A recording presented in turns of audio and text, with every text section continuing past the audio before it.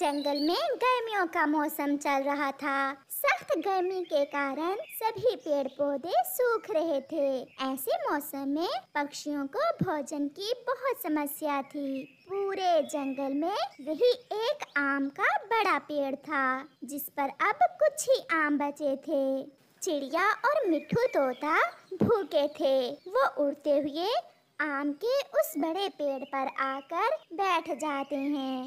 एक कौवी, जिसका नाम गोरी कौवी था, वो पहले से ही वहाँ बैठी हुई थी। मिट्ठू और चिड़िया को देखकर कौवी उनसे कहती है, चिड़िया और तोते, मैं पहले आई हूँ। अब इस पेड़ पर आम बहुत थोड़े हैं और मैं ये आम किसी को खाने नहीं दूंगी। ऐसे कैसे तुम्हारे हैं आम? अभी 3 आम तो हैं पेड़ पर। हम सब एक एक आम ले लेते हैं। एक मेरा, एक मेरे कालू जी का और एक मेरे बेटे जग्गू का। मैं तो पहले ही ये आम बांट चुकी हूँ। तुम यहाँ से जा सकते हो। अगर नहीं जाना तो फिर मैं तो ये आम लेकर जा रही हूँ। फिर गोरी कौवी वो तीनों आम तोड़कर वहाँ से चली जाती है। चिड़िया और मिट्ठू तोता बैठे कौवी का मुंह देखते रह जाते हैं। चिड़िया रोने लग जाती है, मिट्ठू, मेरे बच्चे भूखे हैं। अगर भोजन ना मिला तो मैं अपने बच्चों के लिए क्या खाने को लेकर जाऊंगी? चिड़िया, यहाँ भूख से मरने से तो अच्छा है हम किसी दूसरे जंगल में चले जाते हैं। मिट्ठू और चिड़िया ऐसे बैठे बातें कर रहे थे कि उन्हें एक आवाज सुनाई देती है। चिड़िया और मिट्ठू, मैं बताता हूँ आपको भोजन कहाँ से मिलेगा। मिट्ठू भैया, ये आवाज कहाँ से आई है? चिड़िया, शायद ये आम का बड़ा पेड़ हमसे बात कर रहा है। फिर वो पेड़ के तने के पास आते हैं। वो सामने बड़े पहाड़ों की दूसरी तरफ एक गुफा है। उस गुफा में एक तरबूज की बेल है। आप वहाँ जाकर तरबूज खा लें। ये सुनकर चिड़िया और मिट्ठू बहुत खुश होते हैं। क्या हमें वहाँ से भोजन मिल जाएगा? हाँ, वो बेल कोई साधारण तरबूज की बेल नहीं है। आप उस बेल से जितने भी तरबूज तोड़ो वो तरबूज कम नहीं होंगे। आपका बहुत बहुत धन्यवाद आम के पेड़ जी, आपने हम गरीब पक्षियों की मदद की। फिर चिड़िया और मिट्ठू वहाँ से उड़ते हैं।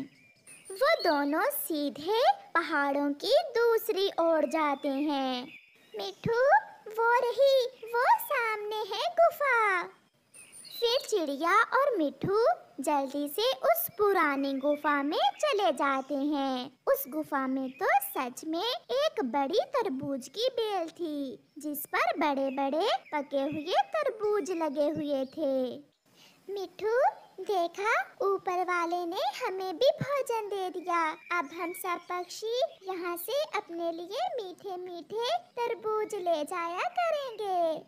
मैं आज ही जंगल जाकर दूसरे पक्षियों को भी बताऊंगा। फिर चिड़िया और मिट्ठू अपने लिए एक एक तरबूज तोड़ते हैं और अपने घर वापस चले जाते हैं। घर जाकर चिड़िया वो तरबूज काटकर अपने बच्चों को देती है। मम्मा, ऐसे सूखे मौसम में आपको ये तरबूज कैसे मिल गया? गुड़िया बेटी, हमें तरबूज की इस बेल का आम के बड़े पेड़ ने बताया है। अब कोई पक्षी भूखा नहीं सोएगा, सबको भोजन मिलेगा। मिट्ठू कबूतर और उसकी पत्नी को भी तरबूज की बेल का बता देता है। तो फिर कल हम सब इकट्ठे ही जाएंगे और अपना अपना भोजन ले लेंगे। गोरी कौवी भी अपने घर में बैठी अपने परिवार के साथ आम खा रही थी। जब मैं आम तोड़ने लगी तो वहाँ पर मिट्ठू और चिड़िया आ गए। 2-4 लगाकर भगाना था उन्हें वहाँ से। नहीं, मैंने उन्हें मारा तो नहीं, मगर मैं आम तोड़कर वहाँ से आ गई। गोरी, अब कल भोजन कहाँ से लेंगे? आम के बड़े पेड़ पर तो अब आम खत्म हो गए हैं।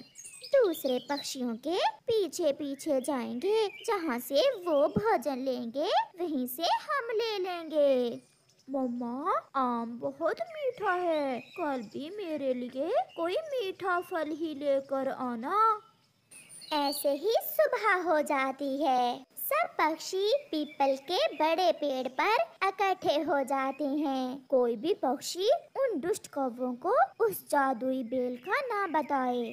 अगर उन्हें पता चल गया तो वो कोई ना कोई उल्टा सीधा काम करेंगे। फिर वो सब वहाँ से उड़ जाते हैं और गुफा की तरफ जाते हैं।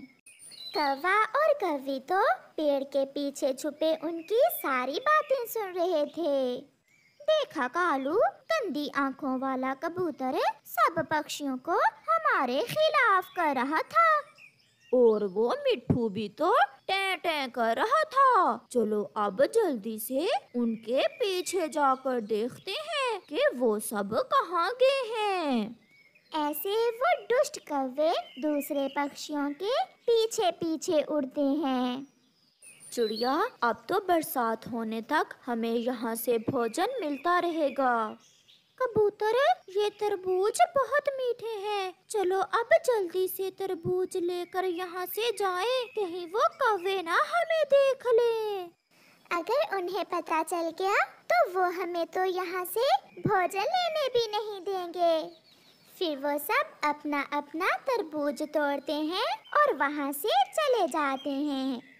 जैसे ही सब पक्षी वहाँ से जाते हैं, कौवा और कौवी भी गुफा में पहुँच जाते हैं। गोरी, मिल गया, हमें तो बड़ा खजाना मिल गया। देखो कैसे बड़े बड़े तरबूज लगे हुए हैं।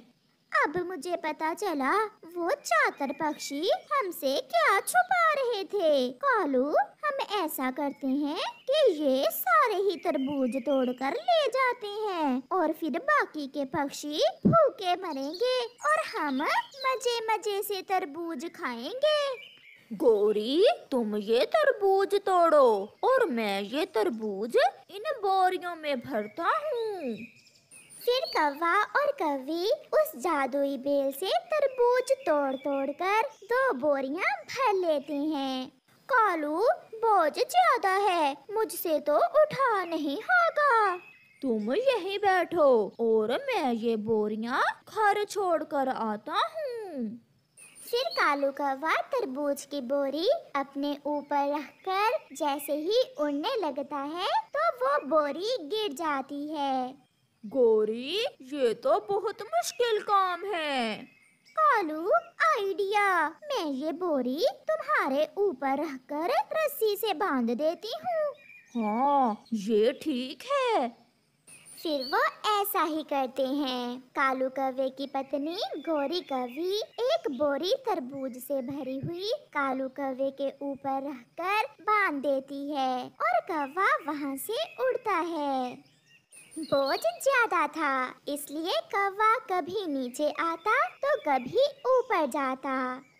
वो बहुत मुश्किल से उड़ते हुए जब नदी पर पहुंचता है तो बोझ ज्यादा होने के कारण वो नदी में गिर जाता है और तरबूज के साथ साथ वो भी डूब जाता है। बुलबुल दूर एक पेड़ पर बैठी ये सब देख रही थी।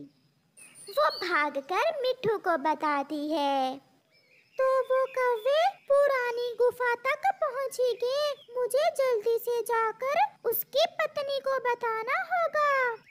मिट्ठू पुरानी गुफा की तरफ भागता है और गोरी कौवी से जाकर कहता है, गोरी, तुम्हारे लालच ने तुम्हारे पति की जान ले ली है। ये सुनकर गोरी हैरान हो जाती है। नहीं मिट्ठू, मेरा कालू तो घर तरबूज छोड़ने गया है। बोझ ज्यादा होने के कारण कालू कौवा नदी में डूबकर मर गया है। ये सुनकर गोरी रोती हुई वहाँ से भागती है, मगर अब पछताने का क्या फायदा जब चिड़ियाँ चुग गईं खेत।